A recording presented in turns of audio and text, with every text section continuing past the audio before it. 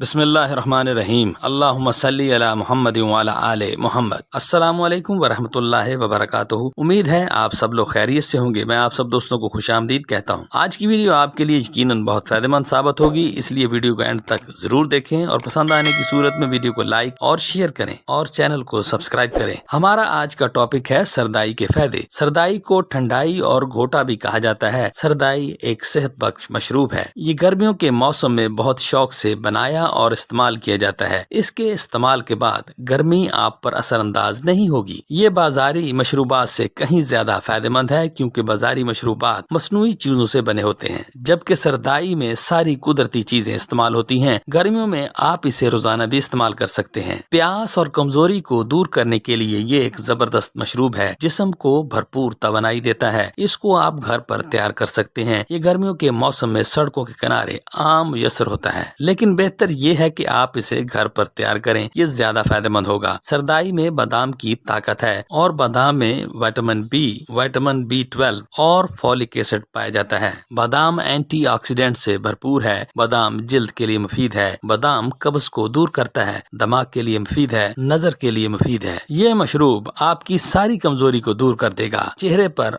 रौनक लाएगा। ये एक जबरदस्त एनर्जी ड्रिंक है। मल्टी विटामिन इसका मुकाबला नहीं कर सकते। ये ग़िज़ाइयत से भरपूर है। लू से महफूज रखती है। इसे हर उम्र के अफराद इस्तेमाल कर सकते हैं। दिन भर में इसका एक गिलास काफी है। सरदाई जिगर की गर्मी को दूर करती है। इसके इस्तेमाल से हाथों पाँव की जलन दूर होती है। ये ज़हनी कारकर्दगी में इजाफा करती है। नजर को तेज करती है। ये कुव्वत बा के लिए अच्छी है। सरदाई बदन को सुकून और राहत देती है। अब आपके साथ सरदाई की रेसिपी शेयर करते हैं। इसके अज्जा हैं बादाम 20 अदद, खसखस 1 खाने का चम्मच, चारों मगज 1 खाने का चम्मच, इलायची 3 अदद, काली मिर्च 3 अदद, सौंफ आधा चम्मच, सफेद जीरा आधा चम्मच, चीनी या शक्कर हस्ब जायका। तरकीब: बादाम, खसखस और चारों मगज, इन तीनों को पहले पानी डालकर धो लें, साफ कर लें। फिर इन्हें रात भर के लिए पानी में भिगो दें और सुबह पानी छान कर निकाल दें। फिर इन अशिया को लेकर मट्टी की कुंडी में अच्छी तरह रगड़ें। पिसाई जितनी ज्यादा करेंगे उतना ही फायदा होगा। अब पानी कुंडी में डालें और छान लें। आप इसे बगैर छाने भी पी सकते हैं। ऊपर बयान किए गए अज्जा को आप अफराद के हिसाब से बढ़ा भी सकते हैं। ये